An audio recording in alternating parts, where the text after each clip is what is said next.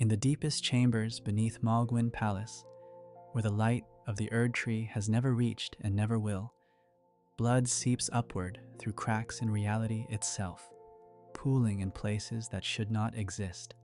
flowing in directions that defy the natural order. This is not the golden blood of gods, not the blessed crimson that flows through the veins of champions, but something older, something that predates the very concept of blessing, something that whispers promises of power to those desperate or mad enough to listen. Here, in this palace built from ambition and desperation, Mohg, the Lord of Blood, conducts his rituals, drawing power from an entity that exists beyond the boundaries of the world, beyond the comprehension of even the gods who claim dominion over the lands between. The Formless Mother, an outer god whose very existence challenges everything the Golden Order teaches about the nature of divinity, blood, and the price of transformation. Far from these blood-soaked halls, in the peaks of the mountaintops of the giants, another force slumbers in chains and defeat, its power dimmed but never truly extinguished. The fell god of the fire. Giants burn still, though its physical form was destroyed long ago, though its people were hunted to near extinction, though the Erdtree's golden light was supposed to have banished all that came before. In the frozen wastes where giants once stood taller than mountains, where their forges burned hot enough to threaten even the gods themselves, the ember of the fell god remains, nursed by the last of a dying race, its single eye watching and waiting through the body of the final giant, patient in the way that only something truly ancient can be patient, knowing that all ages end, all orders crumble, all golden lights eventually dim and fade to ash. These two powers, the Formless Mother, who dwells in some realm of blood and birth and terrible communion, and the fell god, who once commanded flame hot enough to burn the very foundations of the world, represent something fundamental about the nature of divinity in the lands between. They are not the tidy, ordered gods of the Golden Order, not the elegant, distant powers that Marika and her children claim to channel. They are older, stranger, more fundamentally alien to human understanding, and they offer a different kind of power to those who would seek them out. A power that comes not from grace, but from something far more primal,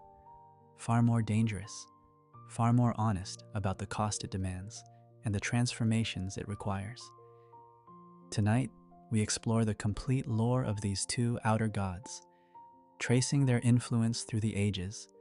examining the devoted followers who have given everything to serve them, understanding the philosophies and theologies that have grown around their worship, and contemplating what their existence reveals about the true nature of divinity in a world where gods can be challenged, defeated, or replaced. This is a story of blood that flows upward, of flames that refuse to be extinguished, of faith that persists even when its gods are broken, and of the terrible question that haunts all who study these ancient powers. What does it mean to call something a god, and what price must be paid to draw upon divine power that exists outside the boundaries of the world itself? Our journey begins not in the present age of the shattering, but in the distant past, in ages before the Erdtree cast its golden light across the land, when other powers held sway and other gods demanded their worship. The Formless Mother exists in a place that cannot be mapped, in a realm that has no geography as mortals understand it, dwelling in what the ancient texts and whispered liturgies call a place of blood and birth and terrible communion, a dimension or state of being that intersects with the physical world only in specific locations, under specific conditions, when the barriers between realities grow thin enough for her influence to seep through, like blood through a membrane. She is, as her name suggests, without form in any conventional sense, possessing no body that can be seen, no face that can be recognized, no physical manifestation that mortal eyes could comprehend. Yet she is intensely, overwhelmingly present to those who open themselves to her power. A presence felt in the racing of blood through veins, in the warmth of hemorrhage, in the intimate connection between all living things that share the same essential fluid coursing through their bodies. The Formless Mother's nature is fundamentally different from the gods of the Golden Order, who present themselves as distant, perfect beings of light and law, demanding worship through hierarchy and structure, offering grace as a gift bestowed from above. She offers instead a kind of terrible intimacy, a direct communion through blood itself, transforming her followers not by blessing them from afar, but by mingling her essence with theirs, by allowing them to share in her power through the most visceral, physical connection imaginable, the mingling of blood, the sharing of wounds, the opening of the body to let her in and to let one's own essence out, creating a circuit of exchange that blurs the line between worshipper and deity, between self and other, between the individual and the infinite. According to the Blood Boon incantation's description, the Formless Mother desires a wound, a phrase that carries profound theological implications for understanding her nature and her relationship with those who serve her. She does not demand prayers spoken into empty air, does not require elaborate temples or golden statues or formal hierarchies of priests. She desires physical reality, tangible evidence of devotion written in the opening of flesh, in the spilling of blood, in the willingness to wound oneself and others in her name. This is a God who asks not for faith expressed through ritual words, but for faith proven through physical sacrifice, through the transformation of the body itself into a conduit for her power, through the acceptance of bleeding as a sacrament and hemorrhage as a form of holy communion. The origins of how mortals first discovered the Formless Mother are lost to history, buried beneath ages of other faiths and other orders, but we can infer something of this ancient contact from the practices that have survived, from the blood sorceries and incantations that still exist in the present age of the lands between. Someone, in some forgotten era, opened themselves to this presence, allowed their blood to become a channel for something beyond the physical world, and discovered that this opening created power, not the orderly, lawful power of grace, not the calculated magic of glintstone sorcery, but something raw and immediate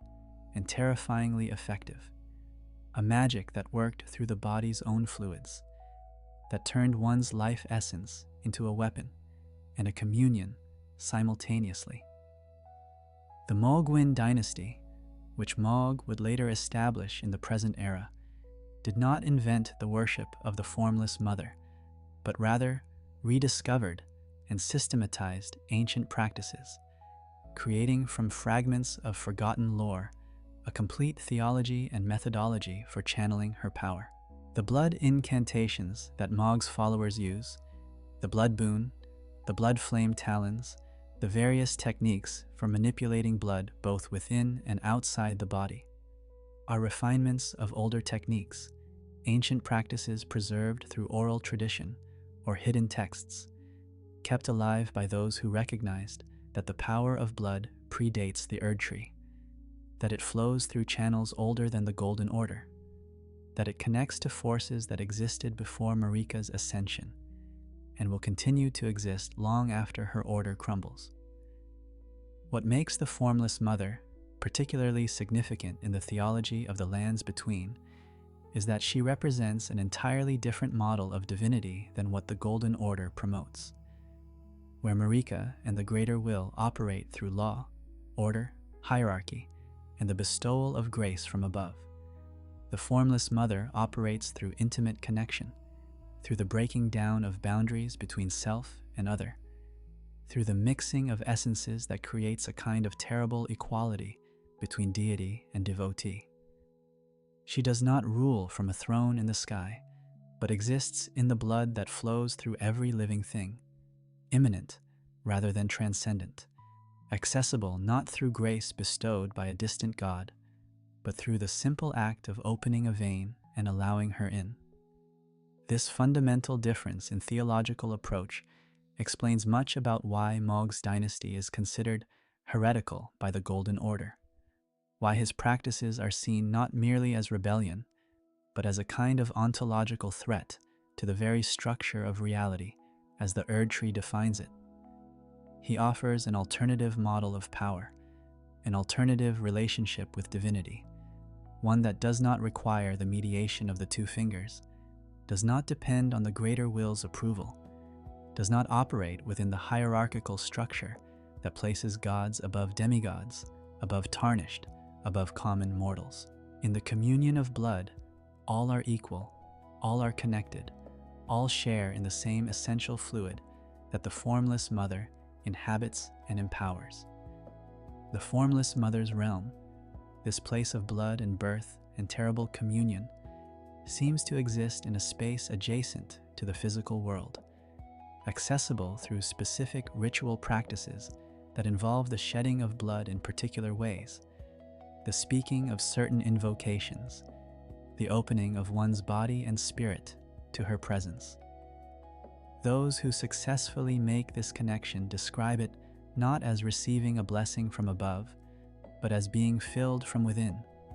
as though their own blood becomes charged with her essence, as though the boundaries of their individual existence become permeable, allowing something vast and ancient to flow through them, while they simultaneously flow into something larger than themselves. This experience of communion is central to understanding why Mohg and his followers are so devoted, why they willingly inflict wounds upon themselves and others, why they see blood not as a loss, but as a gift, an offering, and a medium of connection. They have experienced something that the Golden Order cannot offer: direct, unmediated contact with divine power, a relationship with a God who does not demand worship from a distance, but who mingles her essence with theirs, who treats them not as subjects, but as vessels, as extensions of her own formless being, as cells in a vast organism of blood and power that transcends individual identity, while simultaneously valuing the individual's willingness to open themselves and bleed. The theological implications of this alternative model of divinity extend far beyond mere religious difference into questions about the fundamental nature of power and transformation in the world. If gods can be contacted directly, without the mediation of established religious hierarchies, without grace bestowed from above, then the entire structure of the Golden Order's authority comes into question, revealing it not as the only possible relationship between mortal and divine, but as one choice among many, a particular arrangement that serves particular interests, a system that can be circumvented by those willing to seek power through other channels, through older gods, through forces that the Erdtree's light has tried to eclipse but has never fully extinguished. The practice of blood worship as it exists under Mohg's refinement and systemization represents a complete theological framework, a fully developed religious philosophy that answers fundamental questions about the nature of divinity, power, transformation, and the relationship between mortal and eternal. At its heart lies a paradox that makes perfect sense to those who have experienced the Formless Mother's communion. That power comes not from wholeness, but from opening, not from remaining sealed and intact, but from making oneself permeable, vulnerable, wounded in ways that allow something greater to flow through the gaps in one's individual existence. The central sacrament of this theology is the wound itself, particularly wounds that cause bleeding, that create an opening through which blood can flow out and, in the mystical understanding of Mohg's followers, through which the Formless Mother's essence can flow in, creating an exchange, a circuit of power that transforms both the blood that leaves and the blood that remains. This is why the incantations of the Mohgwyn dynasty so often involve self-wounding, why practitioners like Vare speak of anointing oneself with blood, why the ritual practices require not just the blood of enemies, but the blood of the practitioner themselves, willingly given, deliberately spilled, offered as both sacrifice and invitation. The communion incantation's description speaks of the Mother of Truth, suggesting that the Formless Mother is understood by her followers not merely as a source of power, but as a revealer of reality, one who shows the truth that the Golden Order conceals, that blood, not grace, is the fundamental connection between all living things, that life itself is a circulation of this sacred fluid, that divinity is not distant light shining down from above, but intimate presence flowing through every vein, every artery, every capillary of every living creature. In this understanding, to open oneself to the Formless Mother is to access a truth more fundamental than the laws of the Golden Order, a reality that predates Marika's ascension and will outlast her dynasty's fall. The practice of anointing that Vare mentions, and that plays a central role in the rituals of the Mohgwyn dynasty, involves taking blood, sometimes one's own, sometimes that of others, sometimes a mixture deliberately created to blend essences, and marking the body with it, creating patterns, or simply allowing it to flow, to coat the skin, to dry and crack and stain, leaving evidence of the communion, proof of the willingness to be touched by and marked by this power. This is sacrament in the most visceral sense, a physical ritual that creates physical transformation, that leaves the practitioner changed, not just spiritually but literally, their body bearing the marks of their faith, their skin holding the memory of blood spilled and blood received. What distinguishes this theological system from simple bloodletting or violence for its own sake is the intentionality behind it, the understanding that blood carries meaning, carries power, carries the potential for connection and transformation when offered to the Formless Mother with proper intent and proper invocation. A wound inflicted in anger or fear is just a wound, but a wound offered as prayer, as sacrifice, as invitation for communion, becomes something else entirely, a portal through which divine power can enter the world, a channel through which the Formless Mother's influence can manifest in physical reality,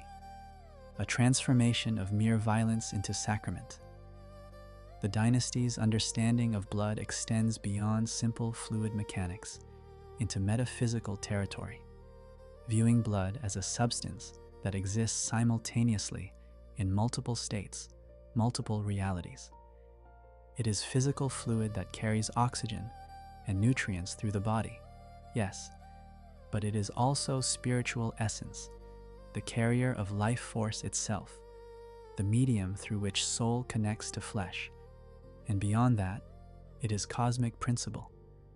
the circulation that connects all living things in a vast network of shared existence, all flowing with the same essential substance, all participating in the same great circulation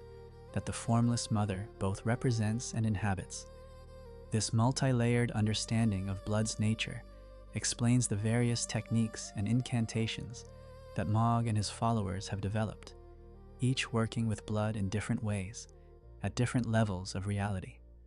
Some incantations, like Blood Boon, work primarily with the physical properties of blood, causing it to erupt from the body with explosive force, turning hemorrhage into weapon. Others, like the Blood Flame incantations, combine blood with fire, suggesting a connection or compatibility between the Formless Mother's power and the principle of flame itself, a hint at deeper theological connections that we will explore later. Still others, like the various blood sorceries, seem to manipulate blood almost as if it were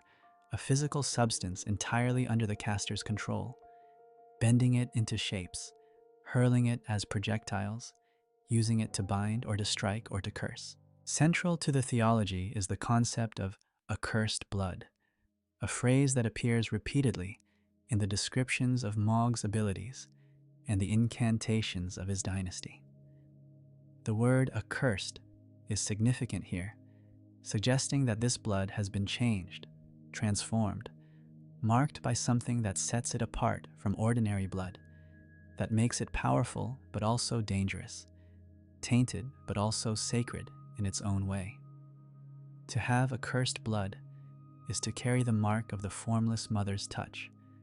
to be changed at the most fundamental level of one's being, to become a vessel for power that exists outside the boundaries of natural law, outside the grace of the Erdtree,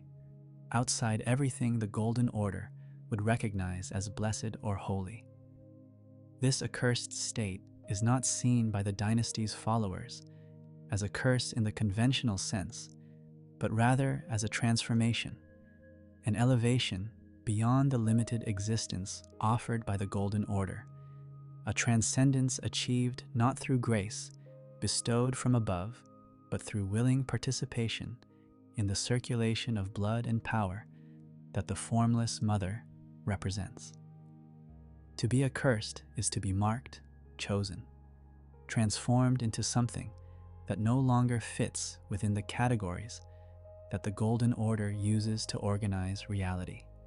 something that exists in the spaces between their definitions, in the gaps in their law, in the wounds in their perfect order. The relationship between blood and madness, between the Formless Mother's communion and the loss of sanity, is another crucial aspect of this theology. Many of those who serve Mohg show signs of madness, the sanguine nobles who guard the approach to his palace, the bloody fingers who hunt tarnished in his name. Even Mohg himself displays behavior that could be interpreted as delusional.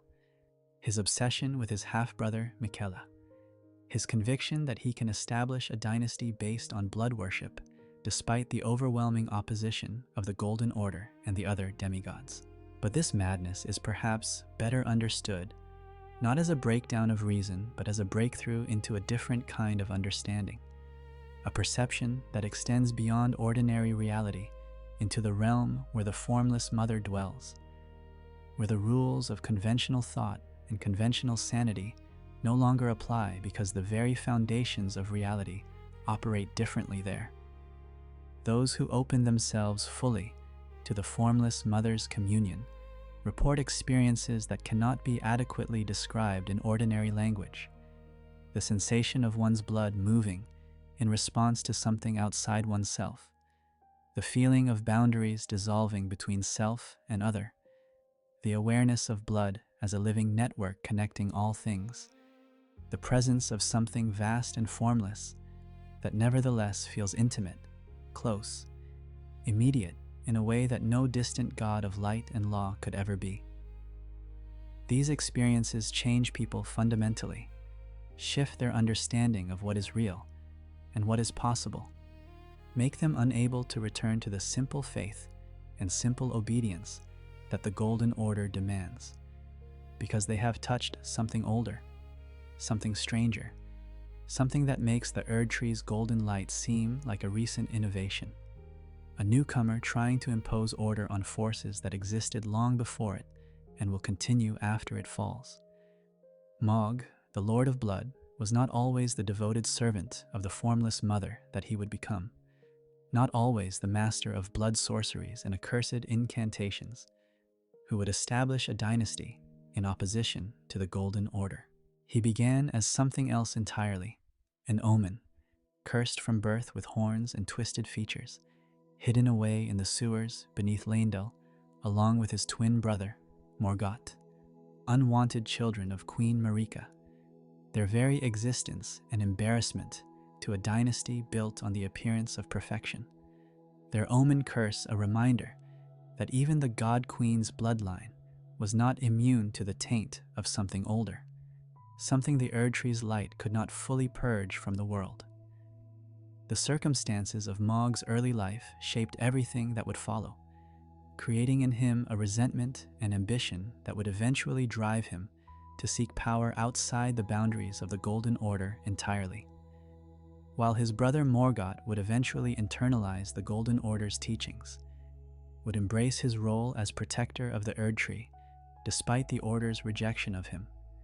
would become the most loyal defender of a system that had literally imprisoned him in the sewers beneath the capital. Mohg followed a different path, rejecting everything the Golden Order represented, seeing in its treatment of him and his brother evidence that its grace was false, its light was lies, its entire structure was built on hypocrisy and the oppression of those it deemed unworthy. At some point during his time in the sewers beneath Leyndell, in those lightless depths where rejects and outcasts and forgotten things dwelled beyond the sight and concern of the golden capital above, Mohg encountered something that would change his existence forever. Contact with the Formless Mother, a presence that reached through the darkness, through the blood and filth and desperation,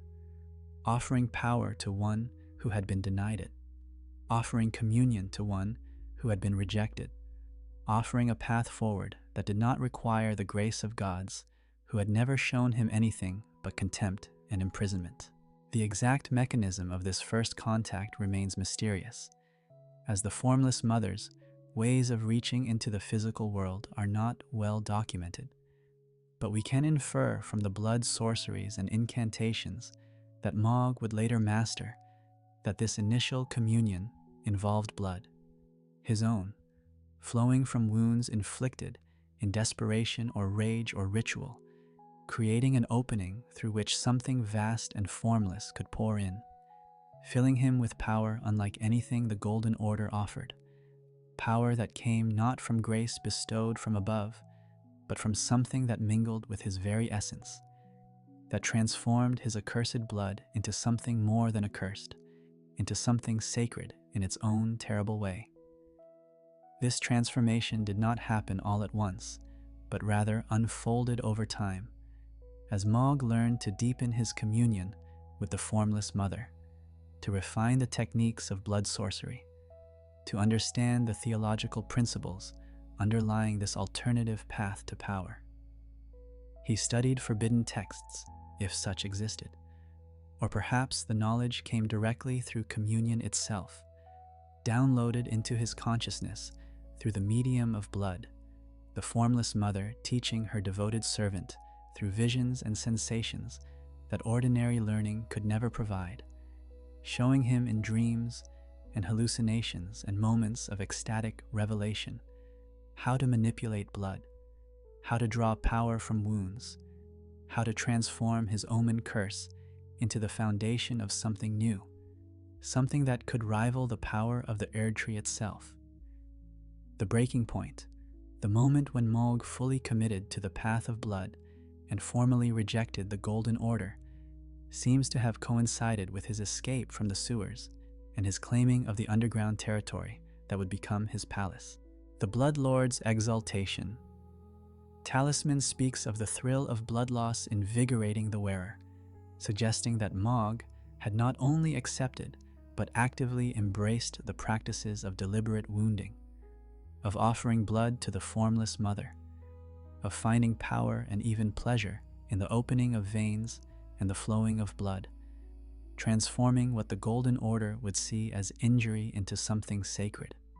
something empowering, something that connected him ever more deeply to the source of his growing power.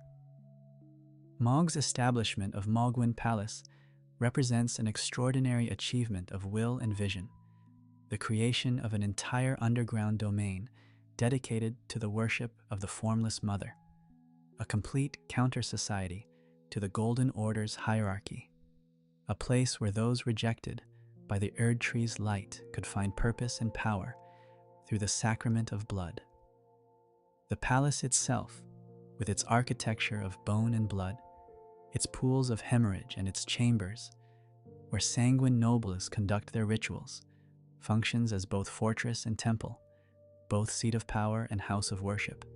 embodying in physical form the theology that Mohg had developed, creating space in the world for the Formless Mother's presence to manifest more fully than it ever had before. The recruitment of the bloody fingers, tarnished who serve Mohg by hunting other tarnished, spilling blood in the Formless Mother's name,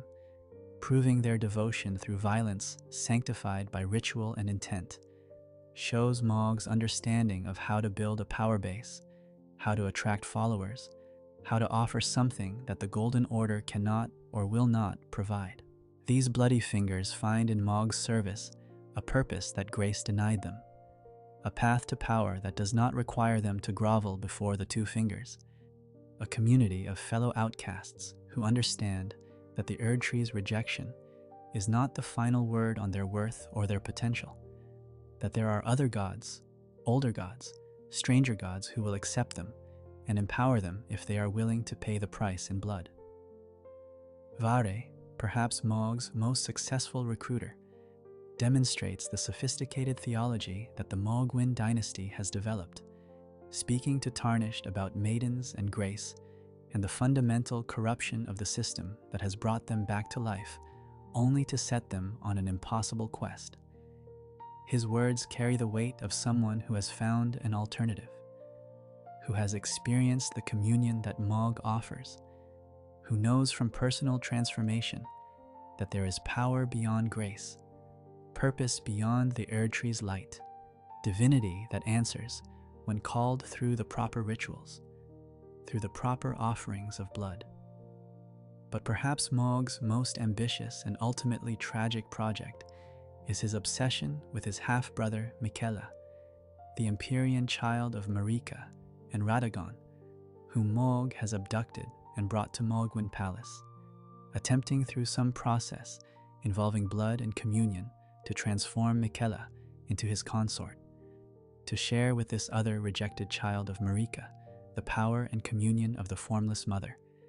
to build a dynasty that would unite their bloodlines and their rejected status into something that could challenge the Golden Order itself. This plan reveals both Mohg's ambition and perhaps the limits of his understanding.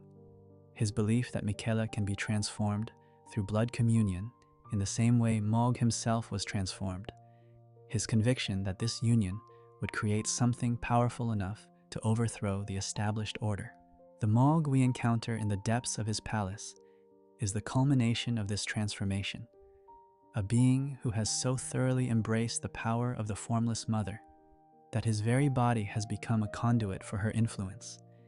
his blood burning with unholy flame, his wounds sources not of weakness but of power, his entire existence a testament to what can be achieved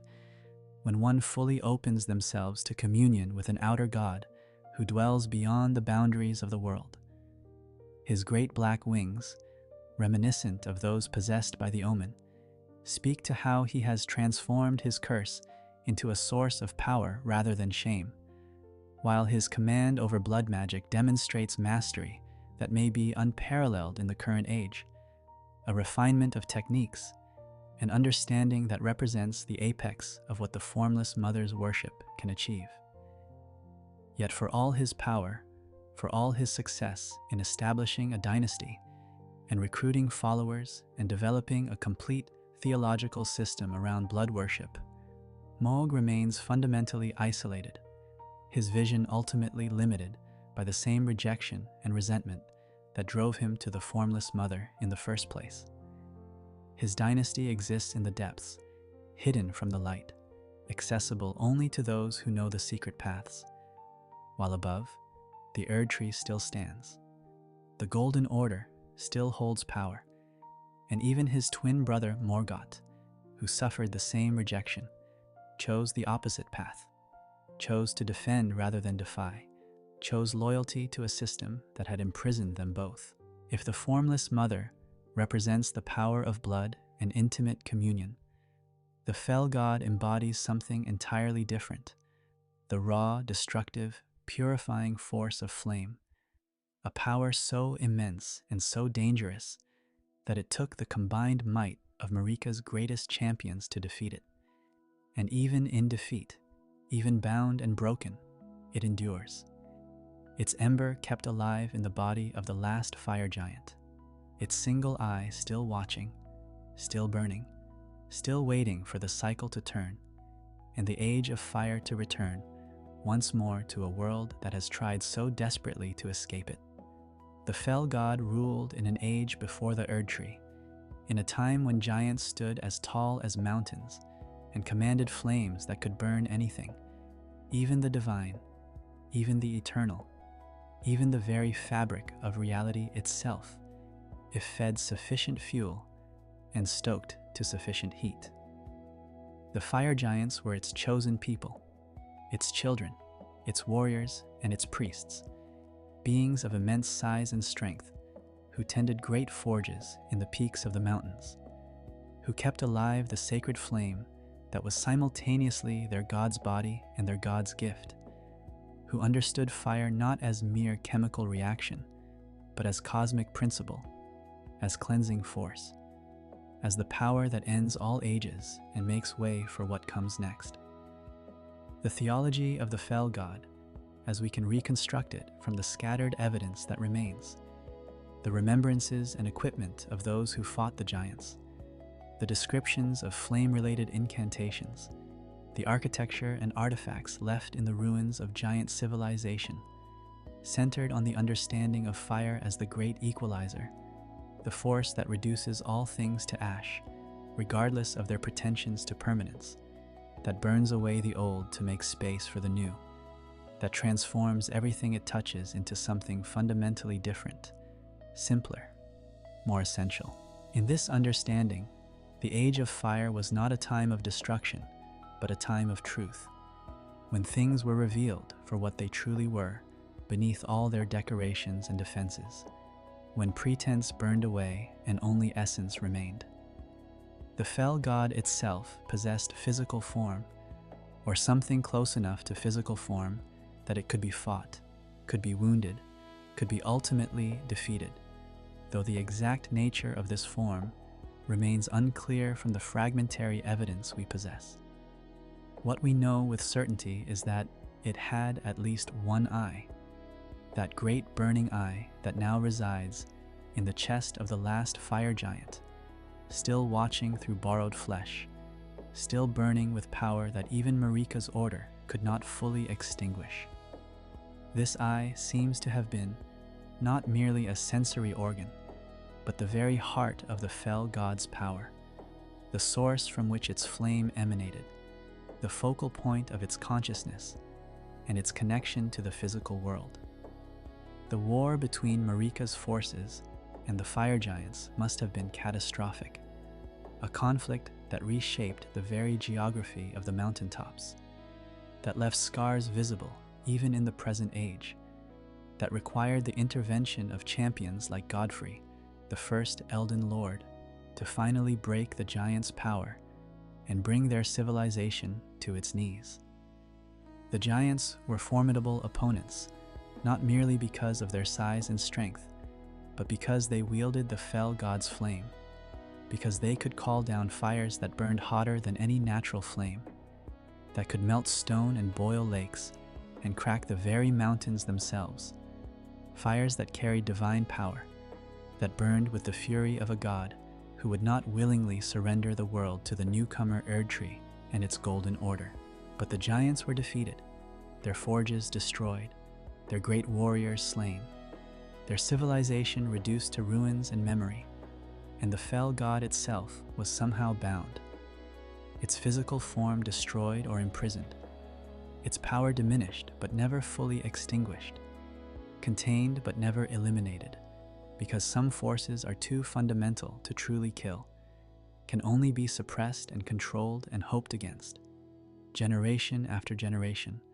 that they will never break free and reclaim what was once theirs. Marika's solution to the problem of the fell god and its giant servants reveals both her strategic brilliance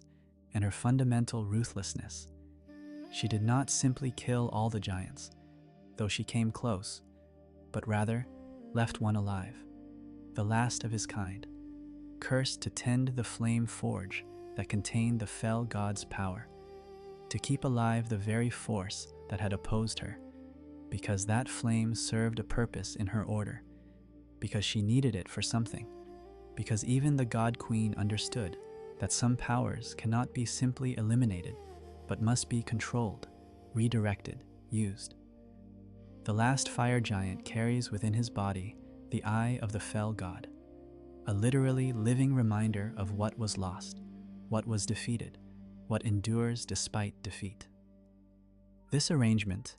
God imprisoned within mortal flesh, forced to witness the age of its conquerors,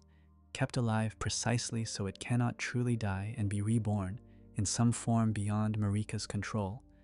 represents a kind of theological torture, a punishment and a precaution rolled into one, ensuring that the fell god's power remains in the world, but under Marika's ultimate control,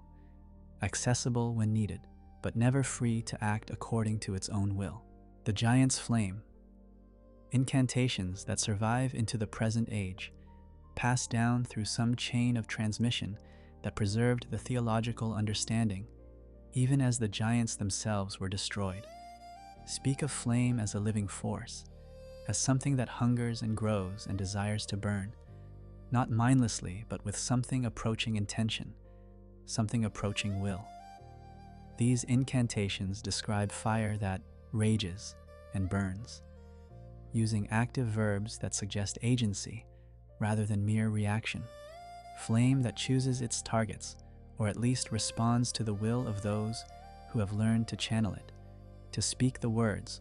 or make the gestures, or offer the sacrifices that convince it to burn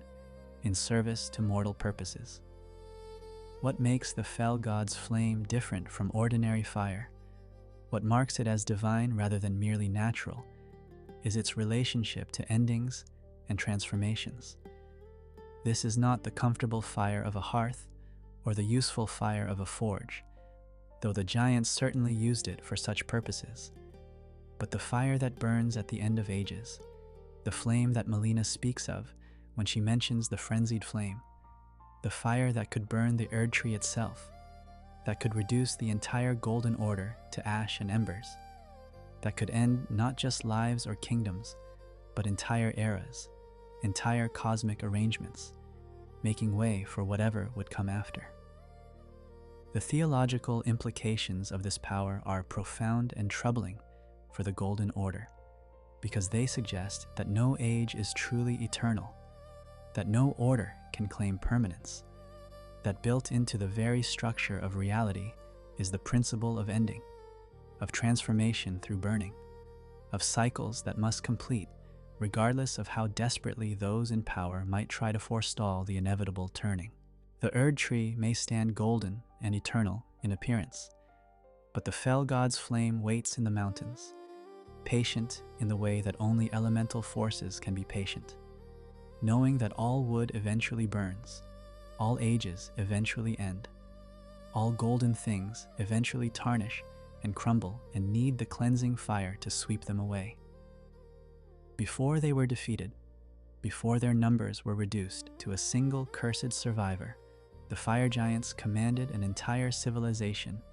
in the peaks of the mountaintops of the giants, a culture built around the worship and utilization of flame, where religion and craft were inseparable, where every forge was a temple and every smith was a priest, where the practical work of shaping metal and the sacred work of honoring their god blended seamlessly into a single way of life that understood fire as simultaneously tool, weapon, sacrament, and divine presence. The giants themselves were beings of extraordinary size and strength, towering over even the largest of Marika's warriors, their very bodies adapted to the harsh conditions of mountain peaks, where cold winds howled and snow fell year-round, where only the heat of their forges and the warmth of their god's flame made life possible, sustainable, even comfortable in the way that humans might understand comfort. Their size was not merely physical advantage, but theological statement. They were built on a scale that matched their god's power, that embodied in flesh the principle of magnitude that flame represents when it grows from spark to inferno, that demonstrated through their very existence that they served a force greater than themselves, a power that demanded and deserved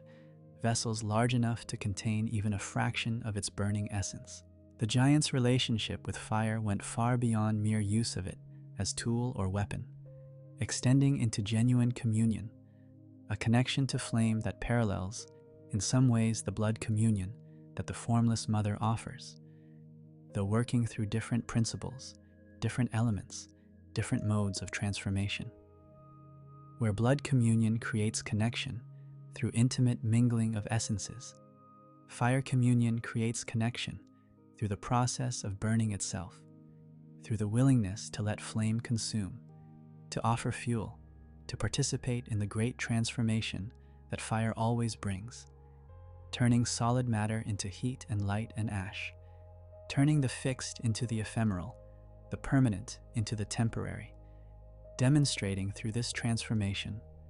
the fundamental truth that nothing lasts, that all things change, that form gives way to formlessness in the end.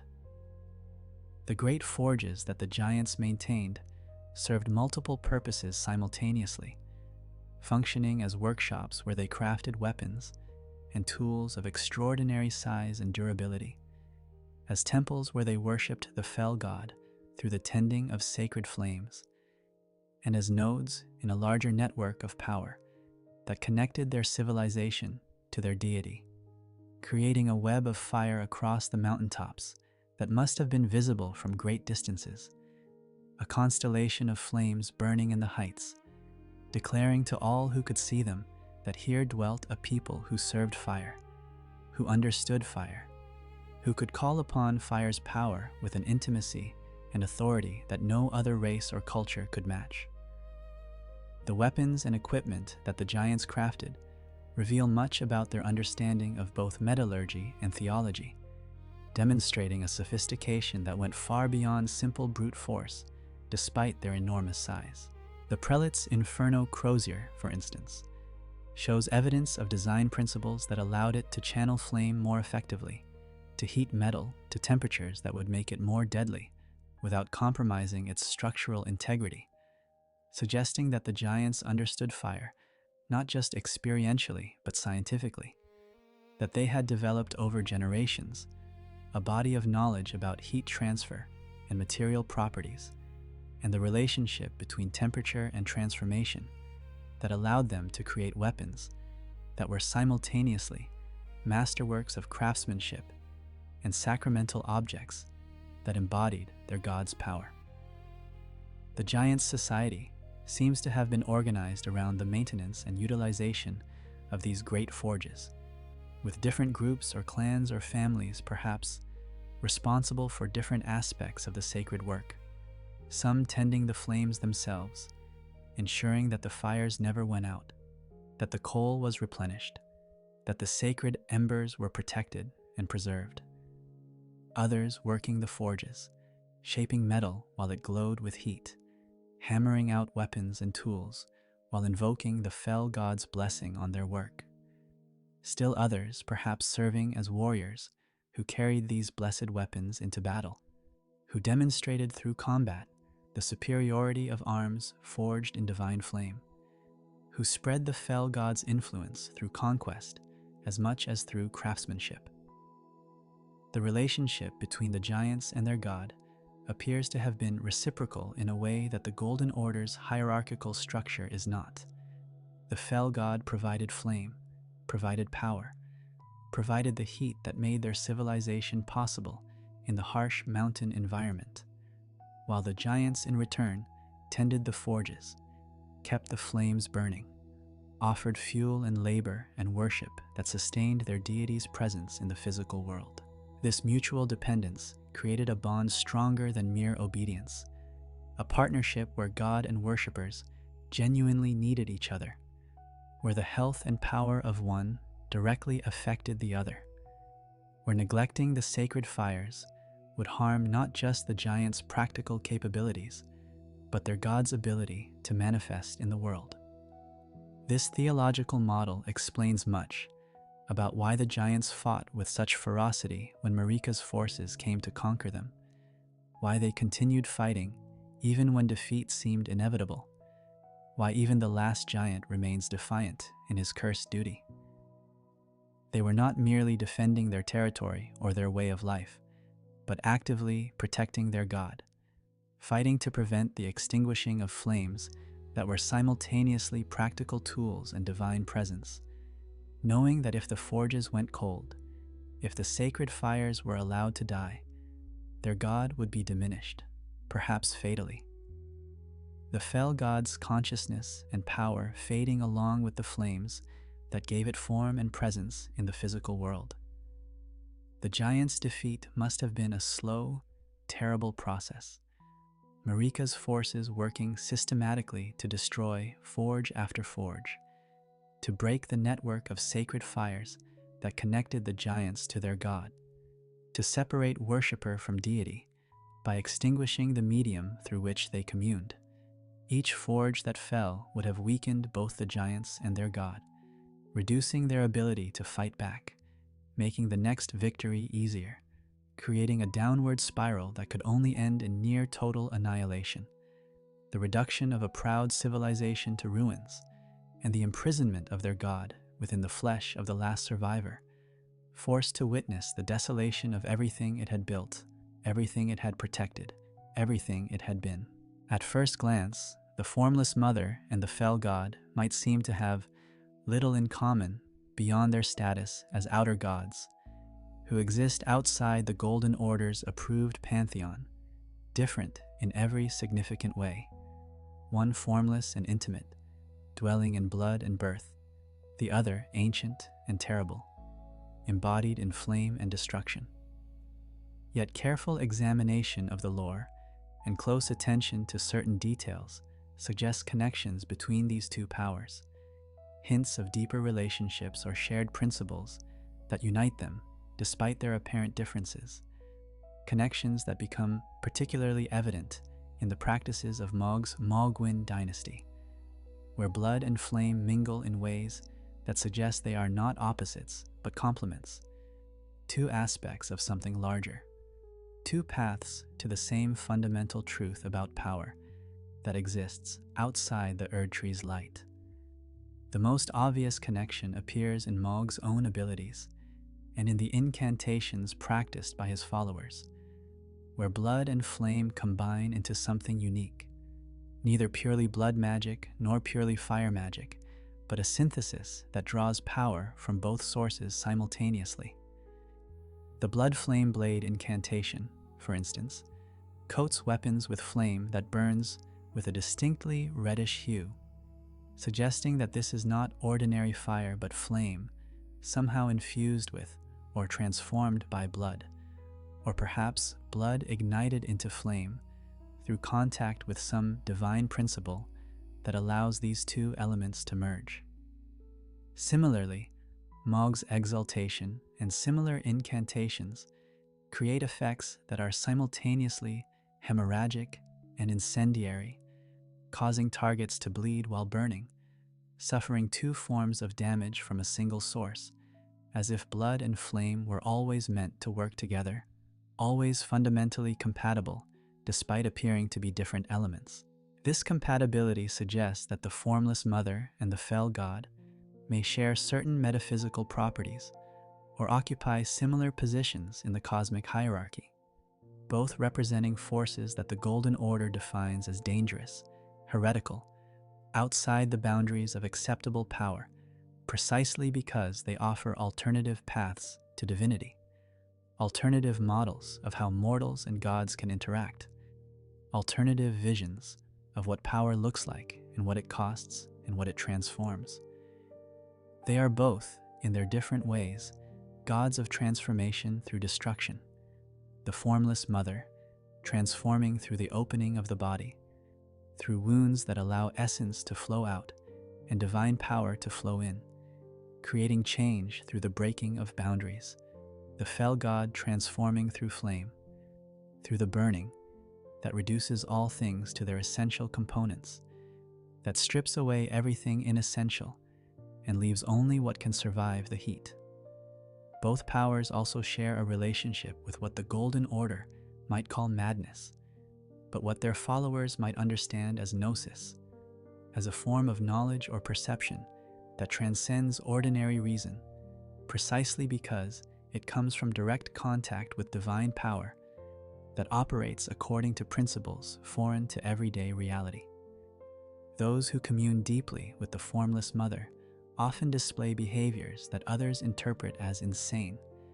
the willingness to wound themselves and others, the conviction that bleeding is sacred, the abandonment of self-preservation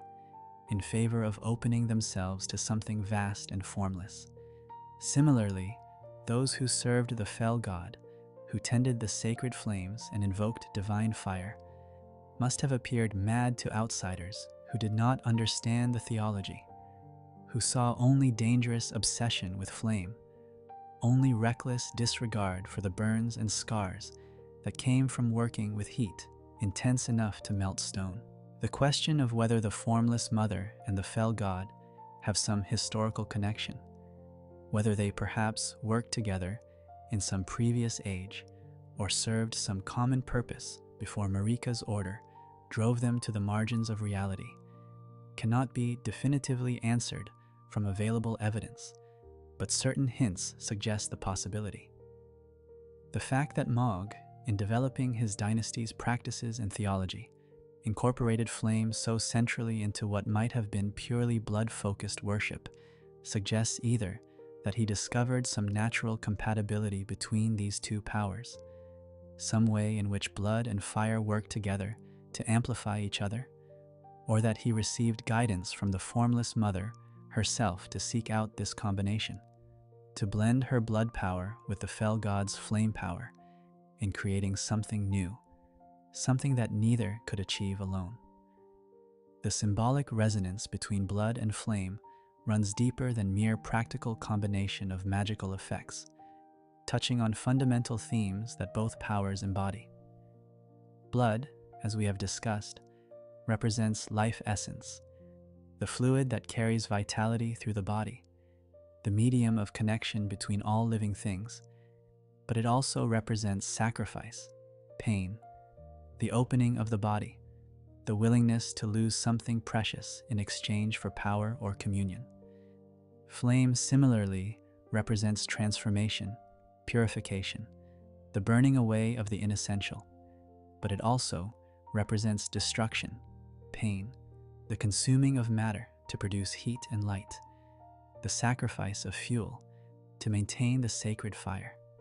Both require the giving of something, blood from veins, fuel to flames, and both promise transformation in return, a change in state that elevates, empowers,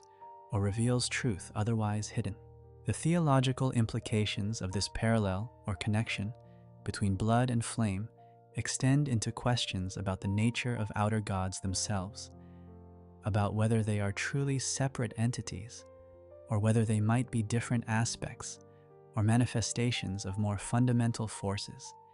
cosmic principles that can take different forms depending on how they interact with the physical world or with the consciousness of those who contact them. If the Formless Mother and the fell god are somehow related or connected,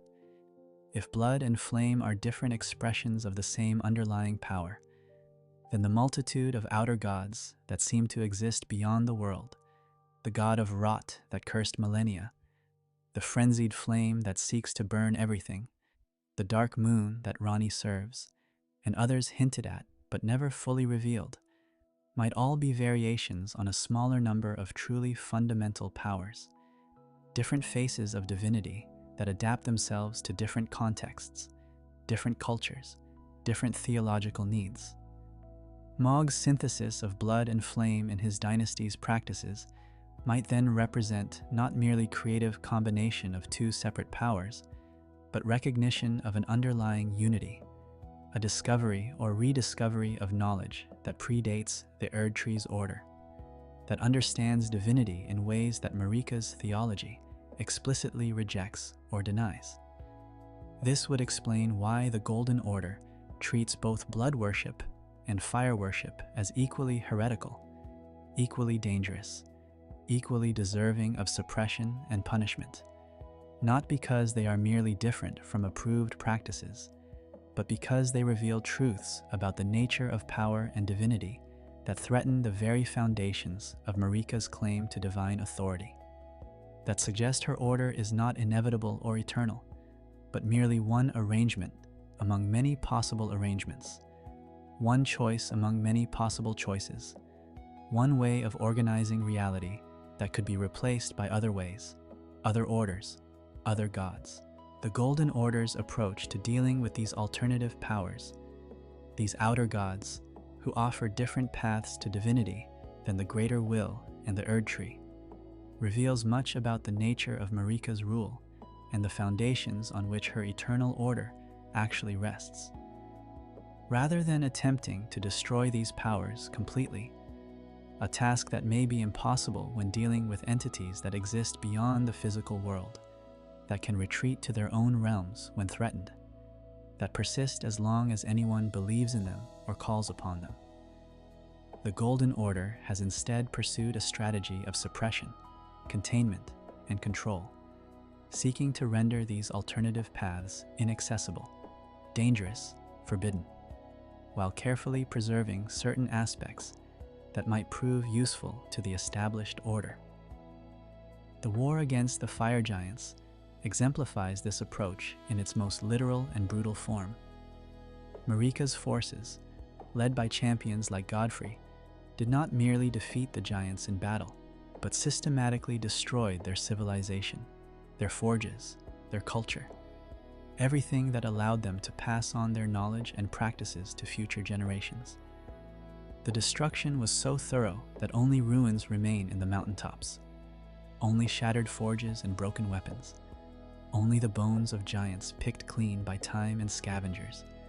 only the last giant forced to tend a forge, not for his own people's benefit, but for purposes that serve the Golden Order's interests. His defeat so complete that he must maintain the very flame that once represented his people's power, now reduced to mere tool in someone else's design. Yet significantly, the Golden Order did not extinguish the fell god's flame entirely, did not kill the last giant who carries the god's eye in his chest, did not destroy every last ember of the power that had opposed them so fiercely. They preserved it, controlled it, repurposed it to serve their own ends, keeping the forge fire burning because Marika needed it for something, because even the God Queen recognized that some powers are too fundamental to eliminate, can only be redirected, recontextualized, forced into service rather than destroyed. This pragmatic ruthlessness, this willingness to use even the power of defeated enemies when it serves the Order's purposes, characterizes Marika's approach to threats throughout her reign, suggesting that beneath the rhetoric of eternal Golden Order lies a more cynical understanding that power is power, regardless of its source, and what matters is who controls it. The persecution of blood worship follows a similar but more subtle pattern, as the Formless Mother cannot be defeated in battle the way the fell god was, cannot be confronted directly because she has no physical form to attack, no forges to destroy, no civilization to systematically dismantle. Instead, the Golden Order has attempted to suppress knowledge of her existence, to drive her worship underground, to make communion with her so dangerous and so stigmatized that only the truly desperate or truly mad would seek her out. The treatment of Mohg himself, imprisoned in the sewers as an Omen child, hidden away where his cursed existence would not embarrass the royal family, represents the Golden Order's preferred solution to the problem of alternative powers: concealment, denial, pretending that threats do not exist rather than confronting them directly, maintaining the appearance of perfect Golden Order by hiding everything that contradicts that appearance in the darkness below. But this strategy of suppression and concealment has inherent limitations, creates vulnerabilities that enemies of the Order can exploit, because power that is merely hidden rather than eliminated continues to exist, continues to attract those who seek alternatives, continues to offer itself to those who will not or cannot find their place within the Golden Order's hierarchy. Mohg's escape from the sewers and establishment of his own dynasty demonstrates how suppressed knowledge can resurface, how forbidden powers can be rediscovered, how the very act of declaring something heretical and hiding it away can sometimes preserve it better than open confrontation would, creating a mystique of forbidden knowledge that draws seekers who might otherwise have accepted the orthodox path. The Golden Order's fundamental problem with these outer gods is not merely that they offer different powers or different theological frameworks, but that their very existence challenges the claim of exclusivity and inevitability that underlies Marika's authority. If the Erdtree and the Greater Will represent the one true path to divinity, the only legitimate source of divine power, the singular cosmic order that all rational beings should recognize and obey, then what are we to make of the Formless Mother's communion, demonstrably real, offering genuine power to those who open themselves to her influence? What are we to make of the fell god's flame, capable of burning even the Erdtree itself if unleashed, suggesting that the Golden Age's permanence is more fragile than the Order admits? The existence of these alternatives undermines the theological foundation of Marika's rule, reveals it as one choice among many, rather than the inevitable culmination of cosmic truth. And this revelation is perhaps more dangerous than any physical threat these powers might pose. This explains why the Golden Order treats heresy with such severity, why those who seek power from forbidden sources are hunted and killed, why knowledge of alternative paths is suppressed so thoroughly, why even mentioning certain names or practices can mark one as dangerous. It is not merely about maintaining order or preventing physical threats, but about preserving the belief system that justifies the entire hierarchical structure, that explains why some have grace and others do not, why some are Empyreans, destined for godhood, while others are omens fit only for the sewers, why some deserve power and others deserve subjugation. If the foundations of that belief system crack, if people begin to ask why the Erdtree's path should be privileged over others, the entire order becomes vulnerable to questions it cannot satisfactorily answer, to doubts that grow like rot in the perfect golden facade. To understand what the Formless Mother and the Fell God represent in the larger cosmology of the lands between, we must consider what it means to be an outer god, what distinguishes these entities from the gods and demigods who operate within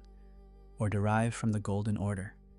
what theological and metaphysical principles define their nature and their relationship to the physical world and to the beings who inhabit it. The term outer itself suggests externality,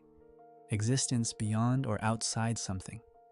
implying that these gods dwell in realms or states of being that are not part of the normal world,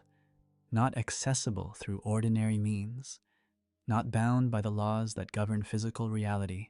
or even by the cosmic order that the Erdtree represents. The outer gods seem to exist in a state of what we might call cosmic plurality, multiple divine powers that are not organized into any clear hierarchy, not unified under any single principle or authority, each pursuing its own interests, offering its own path to power, demanding its own forms of worship and sacrifice,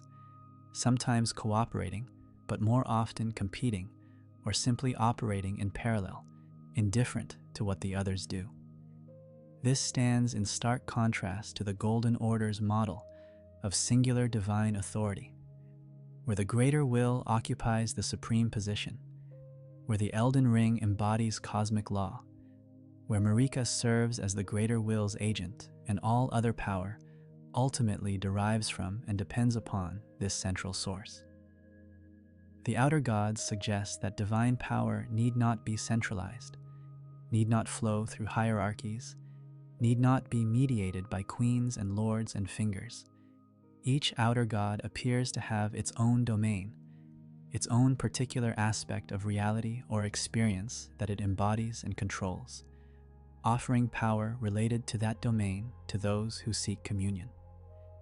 The Formless Mother dwells in blood and birth, offering transformation through the intimate mingling of essences, power through the opening of the body, communion through hemorrhage. The fell god embodies flame and ending, offering transformation through burning, power through destruction, the heat that purifies and consumes. The god of rot that cursed millennia offers decay and corruption, transformation through decomposition, power through the breaking down of order into chaos. The frenzied flame, if it counts as an outer god or as something else entirely, offers annihilation, the burning away of all distinction, all separation, all the illusions that divide being from being, promising unity through the destruction of everything. These domains are not arbitrary, but seem to correspond to fundamental forces or principles that operate throughout reality, aspects of existence that cannot be eliminated, only channeled or controlled or temporarily suppressed. Blood flows through all living things,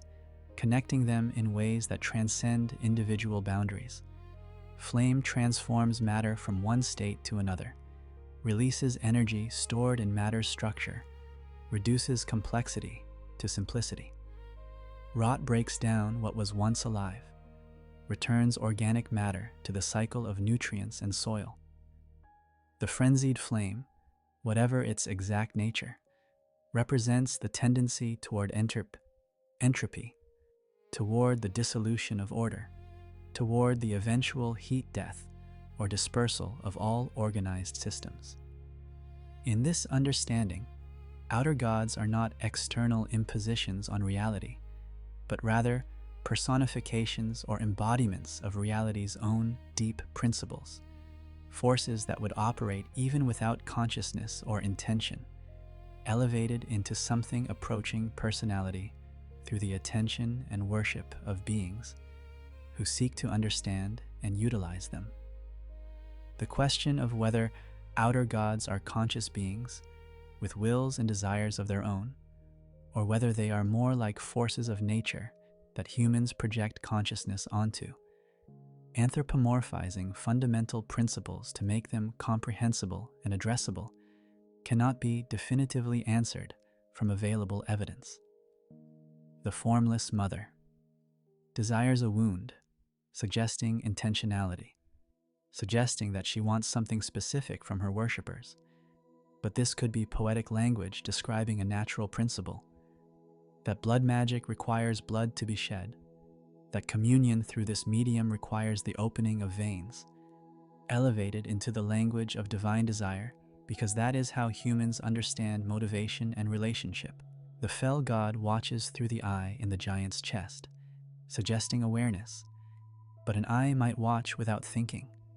might register light and movement without interpreting them, without desiring or fearing or planning. What we can say with greater confidence is that these outer gods respond to certain practices, that they can be contacted through specific rituals, that they offer power to those who approach them correctly, and that this power is real, measurable, effective in ways that skeptics cannot simply dismiss as delusion or placebo.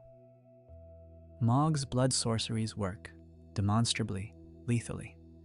The giant's flame burned hot enough to threaten even Marika's champions.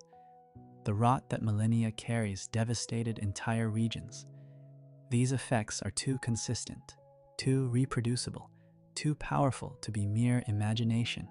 or psychological phenomena. Something is there. Something responds to the invocations and offerings. Something grants power in exchange for devotion or sacrifice, or the opening of oneself to its influence, even if we cannot precisely define what that something is or whether it possesses consciousness in any sense we would recognize. The relationship between outer gods and their worshippers seems fundamentally different from the grace-based system that the Erdtree employs,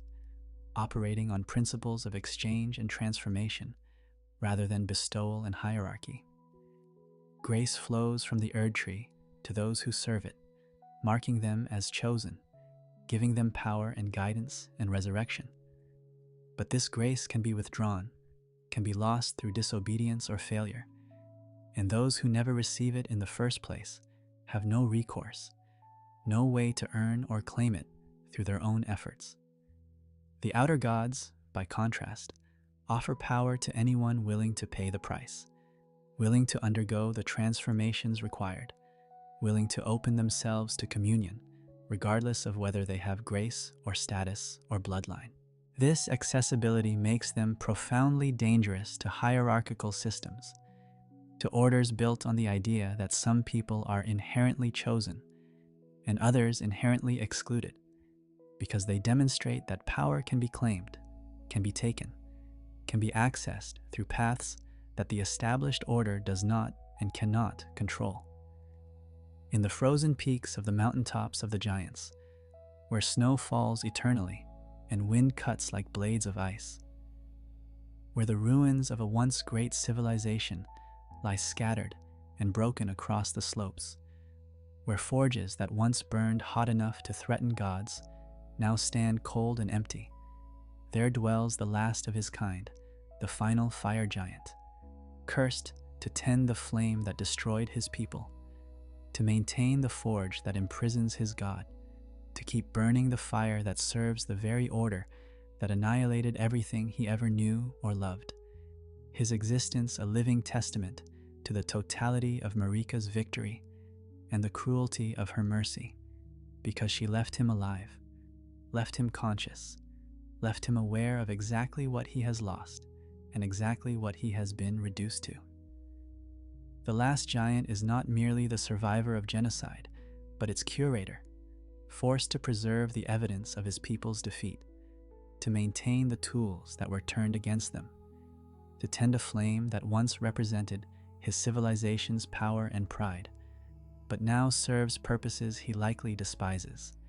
keeps burning a fire that he knows will eventually be used to burn the Erdtree itself,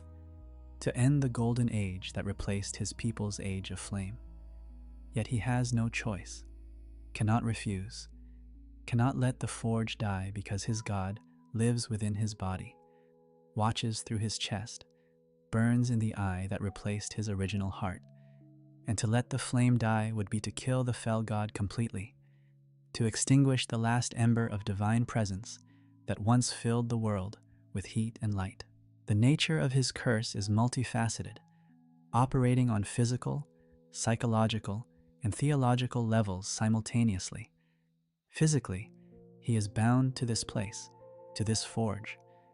to the eternal task of keeping the fire fed with coal and kindling, his enormous body reduced to the role of servant, his strength that once made him a warrior now devoted entirely to menial labor, to the endless repetition of actions that maintain something he might prefer to let die. Psychologically, he must live with the memory of what was, must witness daily the ruins of his civilization, must see in every broken forge and every scattered giant's corpse the evidence of total defeat, must know that he is the last, that when he dies his people will be completely extinct, their language unspoken, their knowledge lost, their God imprisoned, with no one left to remember what it once was or what it represented. But the theological dimension of his curse is perhaps the cruelest, because the fell god's eye burns in his chest, watches through his borrowed flesh, experiences his humiliation, witnesses the subjugation of its last worshipper, feels through him the weight of defeat and the burden of service to enemies. The giant cannot even rebel through negligence, cannot simply let the fire die and accept death, because that death would be his God's death too, would extinguish the divine presence that he was born to serve, that his people worshipped for uncounted generations, that represents the last connection to everything that gave his life meaning before Marika's armies came. The theological implications of this arrangement reveal much about Marika's understanding of power and control, about her approach to defeated enemies and conquered peoples. She could have killed the last giant, could have extinguished every trace of the fell god's power, could have destroyed every forge and every ember, ensuring that no remnant of the Age of Fire survived into her golden age. Instead, she preserved precisely enough to maintain control, keeping one giant alive to serve her purposes, keeping the god itself imprisoned but conscious, maintaining the flame not because she respects it, but because she needs it, because her plan, whatever that plan ultimately was, required this particular fire, this particular heat, this particular transformation that only the fell god's flame could accomplish. When Tarnished finally make their way to the mountaintops, when they discover the last giant tending his forge, he does not attack immediately, does not even seem particularly aggressive until provoked, suggests that he has accepted, or at least adapted to his role, that the centuries or millennia of servitude have worn away active resistance, leaving only the dull ache of duty and the hollow continuation of tasks that must be performed regardless of how he feels about them. But when combat begins, when he is threatened or when he perceives that the forge itself might be damaged, the fury that emerges suggests that acceptance is superficial, that beneath the resignation burns anger that has never diminished, rage that has been suppressed but never extinguished, the accumulated hatred of untold years of forced servitude finally finding an outlet. The transformation that occurs when the giant rips his own leg off, when he sets himself on fire, when he channels the fell god's power through his own body in a final desperate attempt to destroy the intruder, represents perhaps the only genuine choice he has made in all the years since his people's defeat: to die fighting, to burn one last time with the sacred flame,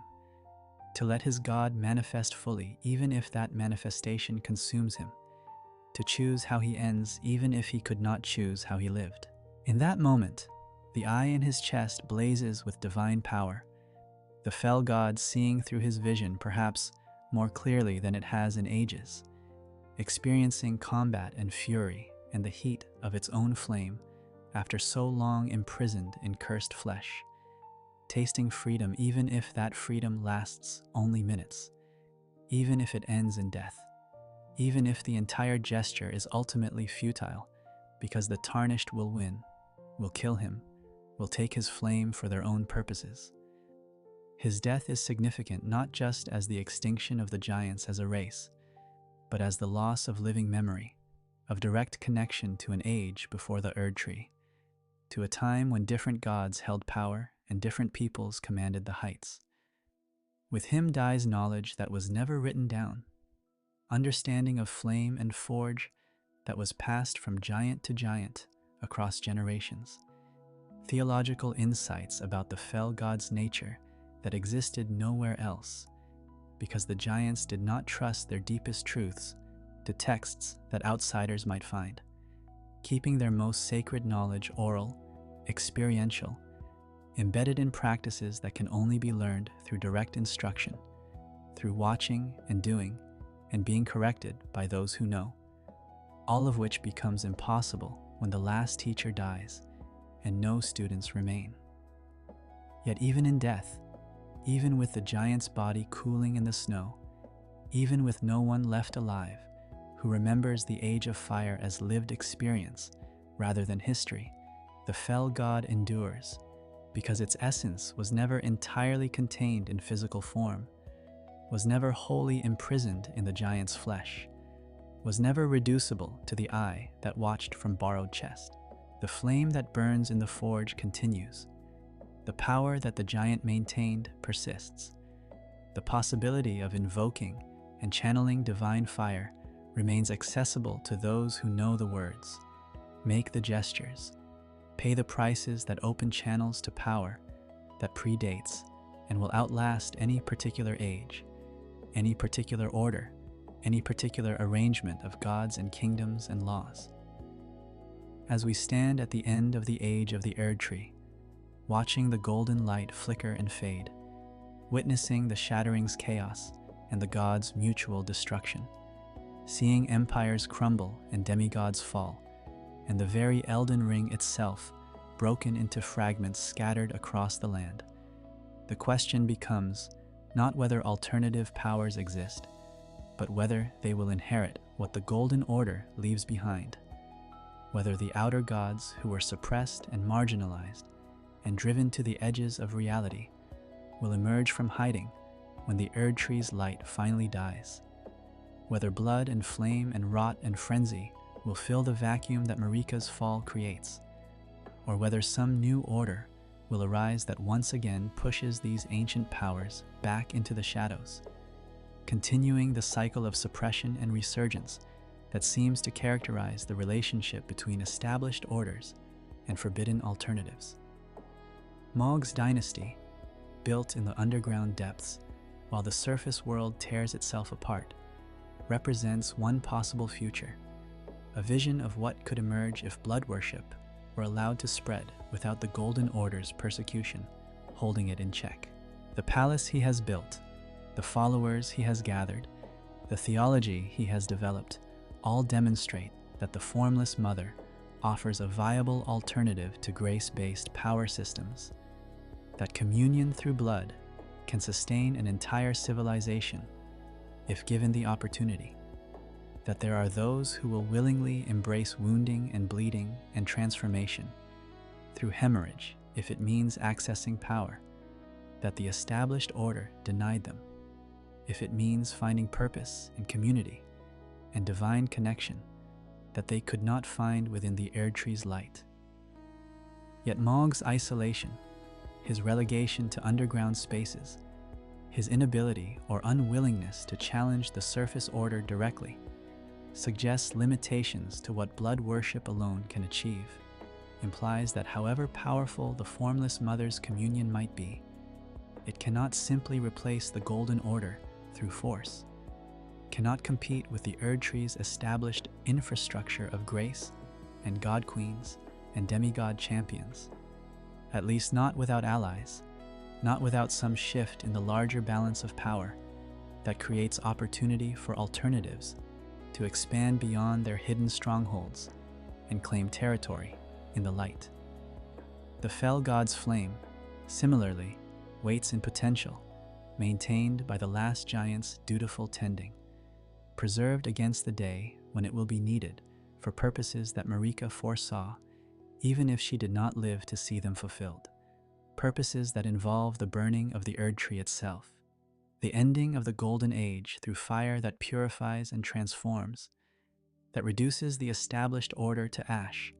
and makes space for whatever comes next. The flame does not care what comes next,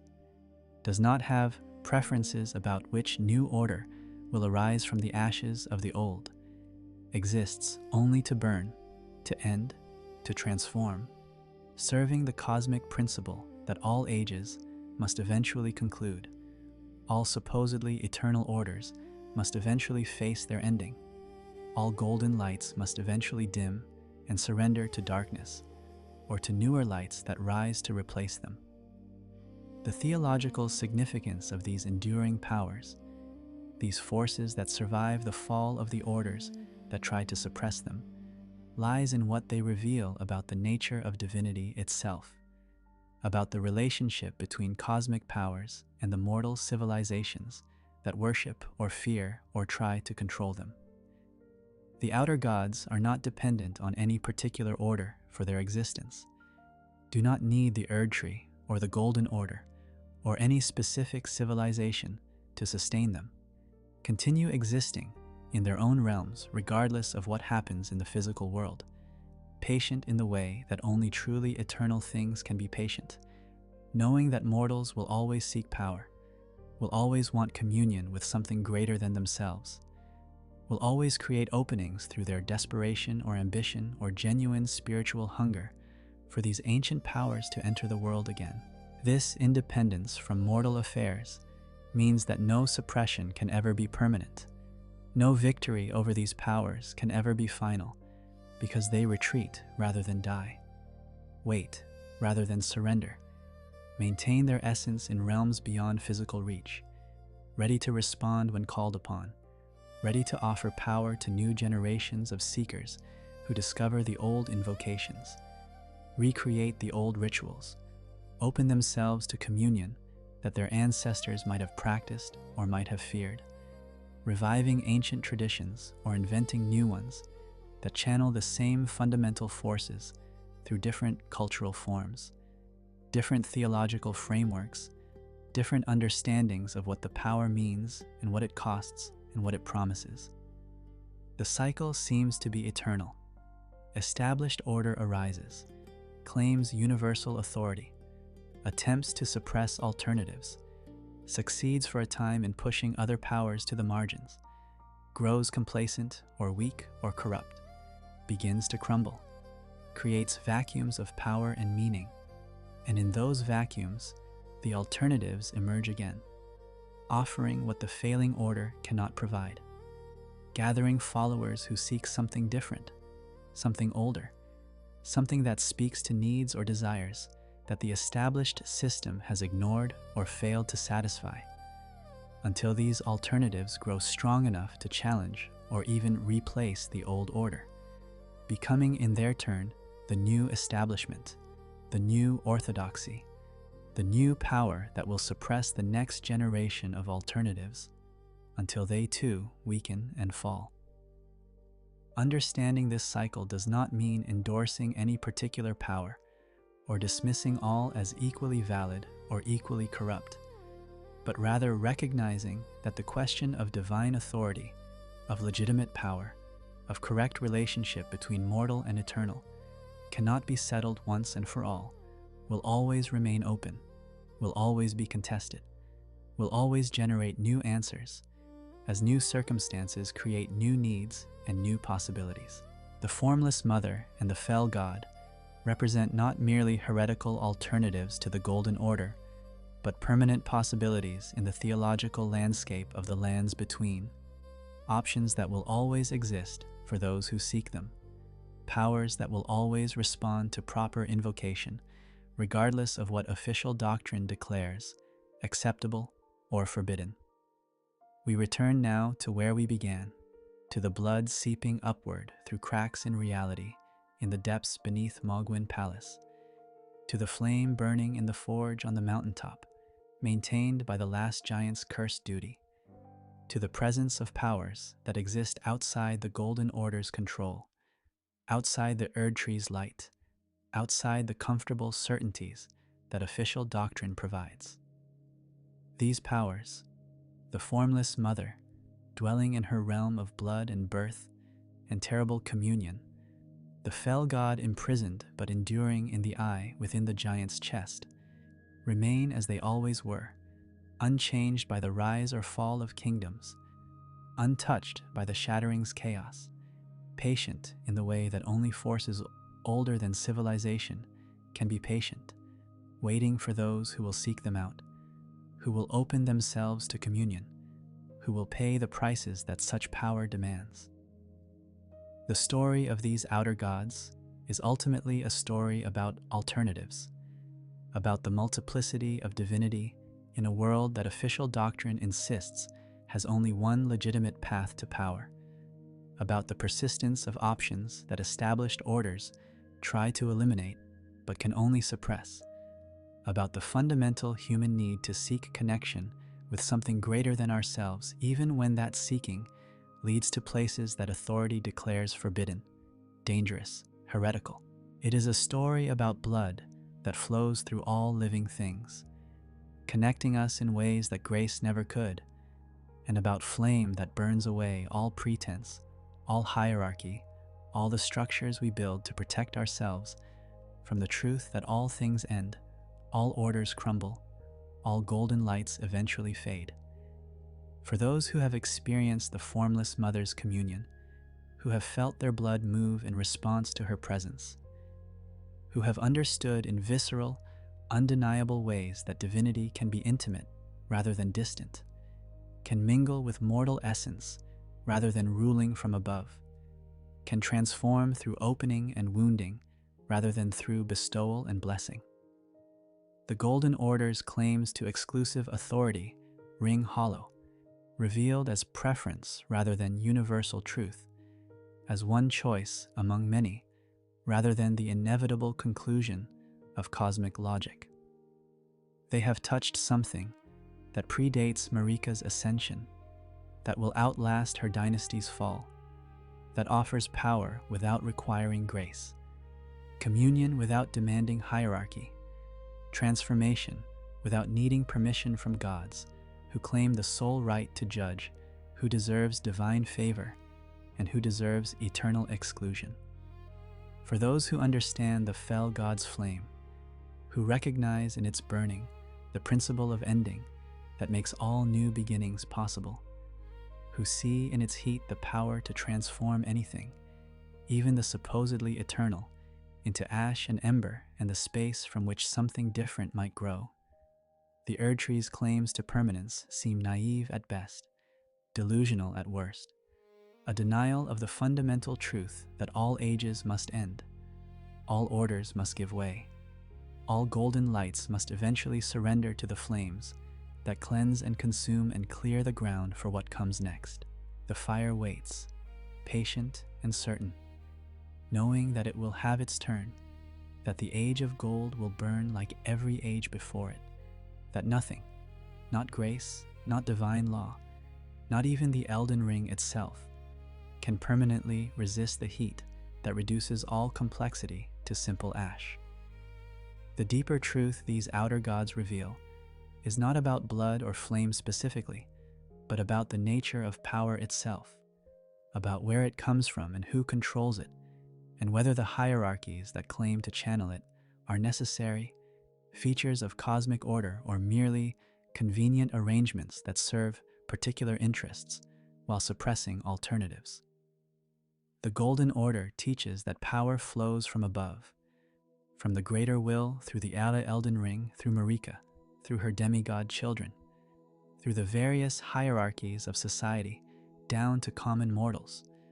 who must accept their place in this structure or be cast out as graceless, as tarnished,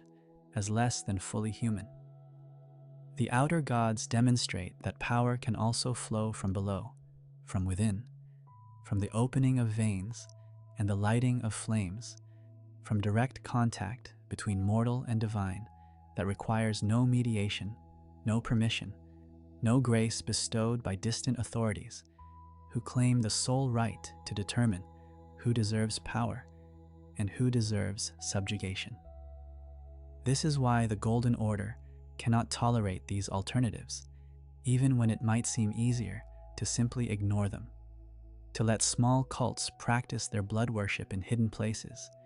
to allow the last giant to tend his forge in isolation, to declare victory and move on, rather than maintaining constant vigilance against powers that were supposedly defeated long ago. The very existence of alternatives undermines the claim of inevitability, reveals that the current order is not the only possible arrangement of reality, but merely the one that currently holds power,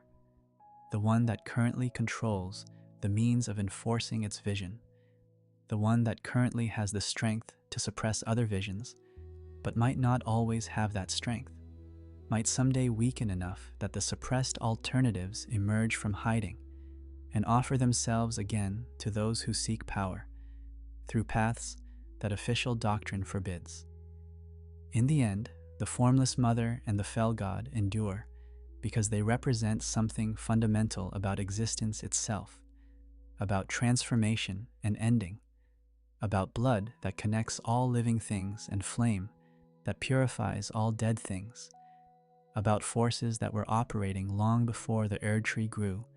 and will continue operating long after it falls. They endure because there will always be those who are excluded by the established order, who lack grace or status or bloodline, who seek power anyway, who find in forbidden practices the communion and purpose that orthodox paths denied them. They endure because no suppression is perfect, no victory is final, no order can maintain itself forever, against the entropy that eventually claims all complex systems, all hierarchies, all attempts to freeze reality into permanent form. The blood flows upward through cracks in reality. The flame burns in the mountaintop forge. The outer gods watch and wait, patient and certain, knowing that all ages end and new ages begin, that the cycle continues, regardless of which powers currently claim dominion, that there is always another turn of the wheel, always another opportunity for the suppressed to become dominant, for the forbidden to become orthodox,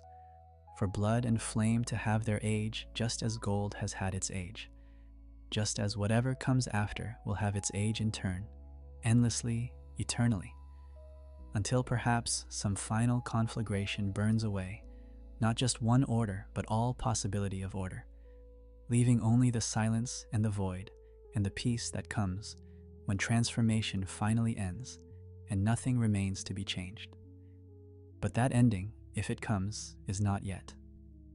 For now, in the age of the shattering, at the end of Marika's golden order,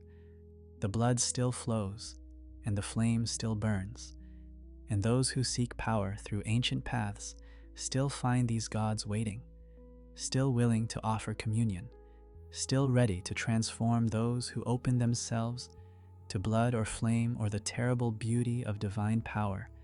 that exists outside grace, outside law, outside everything the Erdtree represents, proving with every new worshipper, every new invocation, every new opening of veins or lighting of sacred fires, that alternatives endure, that multiplicity persists, that divinity cannot be reduced to any single vision or any single order, or any single god's claim to exclusive authority over what is sacred and what is profane, what is blessed and what is cursed, what deserves to exist and what deserves to be suppressed into the shadows where it waits, patient and certain, for its turn to emerge into the light.